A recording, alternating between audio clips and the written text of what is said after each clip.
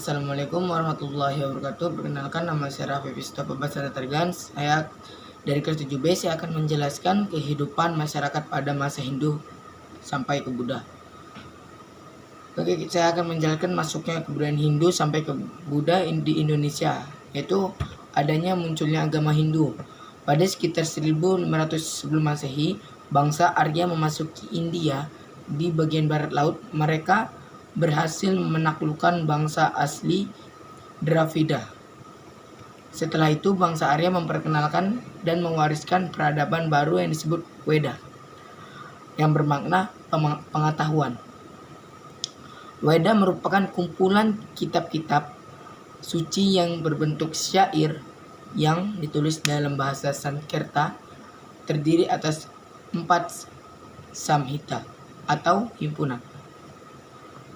Oke, saya akan menjelaskan ada 4 samhita atau himpunan tersebut, yaitu ada 1 Rigveda. Rigveda adalah syair-syair pujian terhadap para dewa. Yang kedua ada Samaweda, yaitu syair-syair nyanyian untuk para dewa. Yang ketiga ada Yajurveda, yaitu doa-doa untuk mengantar sesaji yang disampaikan kepada para dewa. Yang keempat ada Artawadewa, yaitu mantra-mantra dan jampi-jampi untuk sihir dan ilmu gaib. Dalam agama Hindu dikenal adanya sistem kasta atau caturwana, yaitu pembagian masyarakat dalam beberapa lapisan sosial. Kasta tersebut antara lain: 1 ada Brahmana. Brahmana adalah pendeta. Yang kedua ada Ksatria. Ksatria adalah raja, bangsawan, dan prajurit. Yang ketiga ada Wisya, yaitu petani atau pedagang. Yang keempat ada Sudra, ada budak dan kerja kasar. Selain itu ada golongan masyarakat yang dianggap paling rendah kedudukannya. Mereka dikeluarkan dari kasta setelah divonis melakukan dalam masyarakat. Kelompok masyarakat ini disebut golongan Paria atau Candala. Dalam agama Hindu pula mengenal dewa tertinggi yang dinamakan Trimurti atau 3 badan, yang terdiri dari 3 dewa yang dipuja. Di antaranya adalah Dewa Brahmana, yaitu dewa pencipta alam semesta. Ada Dewa Wisnu, yaitu dewa pencipta alam semesta. Ada Dewa Siwa, yaitu perusak alam semesta. Yang kedua ada munculnya agama Buddha. Pada mulanya agama Buddha merupakan sebuah paham baru dalam agama Hindu. Pemeluk agama Hindu tidak menyukai kedudukan istimewa kasta Brahmana. Adanya hak-hak istimewa Brahmana menghambat masyarakat awam untuk mencapai moksa atau tingkatan hidup tertinggi yang terlepas dari ikatan keduniawian atau terbebas dari reinkarnasi hidup kembali.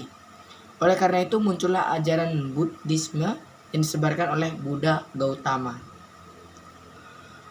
Buddha Gautama dilahirkan di Taman Limbuni, Kerajaan Saksya pada tahun 563 sebelum Masehi. Sebelum menjadi seorang Buddha, ia diberi nama Siddhartha Gautama. Ayahnya seorang raja yang bernama Suddhodana dan ibunya bernama Mahamaya yang disebut Ratu Maya. Siddhartha tidak terpikat dengan kenikmatan duniawi, kemudian meninggalkan istana beserta kemewahannya dan hidup sebagai seorang pendeta dan mengembara menjadi pengetahuan sejati akan makna hidup. Suatu saat Siddhartha duduk bersemedi di bawah pohon Bodhi di desa Gaya. Ia mendapat ilham mengenai pengetahuan sejati dan Siddhartha menjadi seorang Buddha, orang yang memperoleh pencerahan. Buddha Gautama kemudian menyebarkan gagasan agar manusia mencapai kedamaian. Ajaran Buddha dituangkan dalam kitab suci yang diberi nama Tripitaka atau 3 keranjang. Yang ketiga ada proses masuknya dan berkembangnya agama Hindu Buddha ke Indonesia. Pada awal abad Masehi, masyarakat Nusantara telah menjalin hubungan dengan bangsa-bangsa di Asia, terutama Cina dan India. Mereka terdiri dari kaum pendeta, pedagang, dan kelompok-kelompok lainnya. Ketika berada di Nusantara, mereka mulai menyebarkan agama Hindu sampai ke Buddha di Nusantara. Menurut penafsiran 7 buah Yupa Prasasti dari Kerajaan Tarumanagara, Jawa Barat. Pengaruh agama Hindu Buddha muncul sekitar abad ke-5 Masehi. Yang keempat ada teori-teori tentang penyebaran agama Hindu, Buddha di Indonesia. Teori-teori tersebut antara lain, yang satu ada teori Brahmana. Teori ini dikemukakan oleh J.C. Van Leur. Dia mengatakan bahwa kebudayaan Buddha, Hindu dan Buddha India yang menyebar ke Indonesia dibawa oleh golongan Brahmana. Dilihat dari tulisan dan bahasa yang digunakan dalam prasasti. Prasasti berupa huruf Pallawa dan bahasa Sanskerta yang hanya dimengerti oleh golongan Brahmana. Yang kedua ada teori kesatria. Teori ini dikemukakan oleh C.C. Berg, menyatakan bahwa masuknya agama dan budaya Hindu sebagai peran dari kaum kesatria. Pada masa lampau di India sering terjadi peperangan antara kerajaan. Para prajurit yang kalah melakukan migrasi ke Nusantara. Yang ketiga ada teori Waisya. Teori ini dikemukakan oleh N.J. Crom. Menurut hipotesis ini, kaum Waisya yang berasal dari kelompok pedagang telah berperan dalam menyebarkan agama Hindu ke Nusantara. Para pedagang banyak berhubungan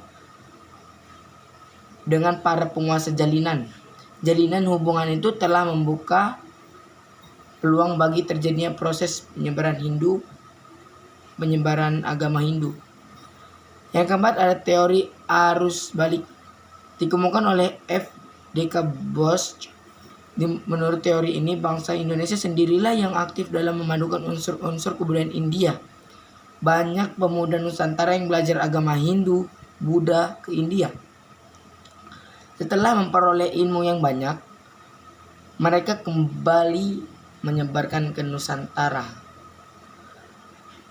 Oke, kita kembali ke pembicaraan Hindu dan Buddha, yaitu jalur masuknya agama Hindu, Buddha ke Indonesia. Para pedagang dan pendeta menyebarkan agama Hindu, Buddha ke Nusantara melalui dua jalur, yaitu satu, melalui jalur laut. Mereka datang ke Nusantara melalui jalur laut, mengikuti rombongan para pedagang yang melakukan pelayanan dari Asia Selatan ke Asia Timur. Dengan rute sebagai berikut: dari India ke Myanmar, dan dari Myanmar ke Thailand, dari Thailand ke Semenanjung Malaka, dan dari Semenanjung Malaka ke Nusantara, dan dari Nusantara ke Kamboja, dari Kamboja ke Vietnam, dan dari Vietnam ke Cina, dan dari Cina ke Korea dan Jepang. Di antara berlayar ke Nusantara, ya, dua, ada melalui jalur darat. Para penyebar agama Hindu, Buddha yang menggunakan jalur darat ada yang ikut menumpang para kafilah melalui jalur sutra, yaitu dari Tibet terus ke utara hingga sampai ke Cina, Korea, dan Jepang. Ada juga yang melakukan perjalanan dari India ke utara ke Bangladesh, dan dari Bangladesh Myanmar ke Thailand. Ada juga yang dari Semenanjung Malaysia kemudian berlayar ke Nusantara. Dua, ada pengaruh India dan Buddha terhadap masyarakat Indonesia. Masuknya pengaruh Hindu-Buddha ke Indonesia telah membawa perubahan dalam berbagai aspek kehidupan masyarakat di Indonesia. Perubahan-perubahan itu antara lain tampak dalam bidang-bidang berikut. Yang persatu ada bidang pemerintahan. Sebelum unsur kebudayaan dan agama Hindu dan Buddha masuk, masyarakat dipimpin oleh seorang kepala suku yang dipilih oleh anggota masyarakat. Ia dianggap sebagai wakil nenek moyang yang harus dapat melindungi keselamatan dan kesejahteraan rakyatnya. Karena itulah larangan dan perintahnya dipatuhi oleh warganya. Dua, ada bidang sosial.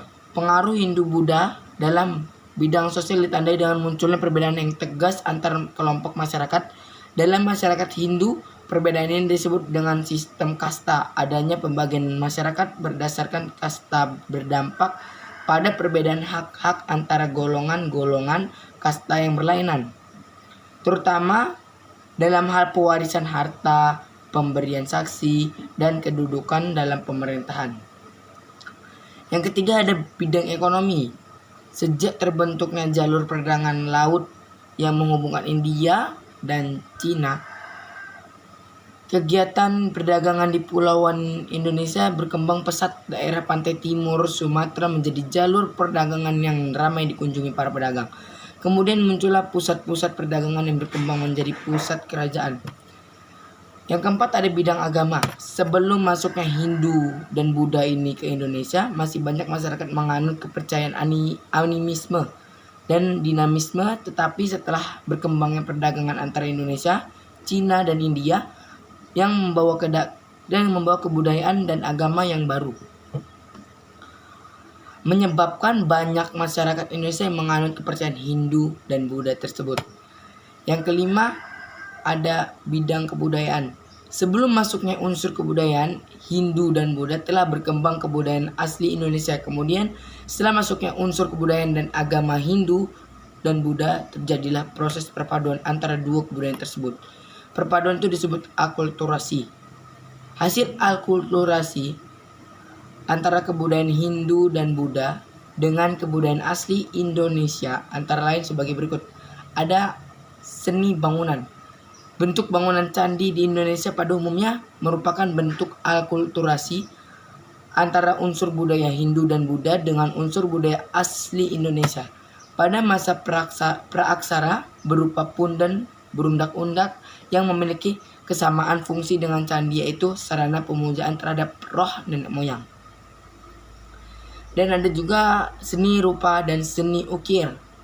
Masuknya pengaruh Hindu dan Buddha membawa berkembang dalam bidang seni, yaitu seni pahat, seni ukir. Hal ini dilihat pada relief atau seni ukir yang dipahat pada dinding. Misalnya relief yang dipahatkan pada dinding pagar langkan di Candi Borobudur yang berupa pahatan riwayat Sang Buddha. Di sekitar Sang Buddha terdapat lingkungan alam Indonesia seperti rumah panggung dan burung merpati. Ada juga sastra dan aksara. Karya sastra terutama seni petunjuk wayang kulit yang isi dan tema ceritanya berasal dari India. Sedangkan wayang kulit itu sendiri asli dari kebudayaan Indonesia dengan penggunaan bahasa Sanskerta dan huruf Pallawa. Hal ini menunjukkan adanya akulturasi antara dua kebudayaan.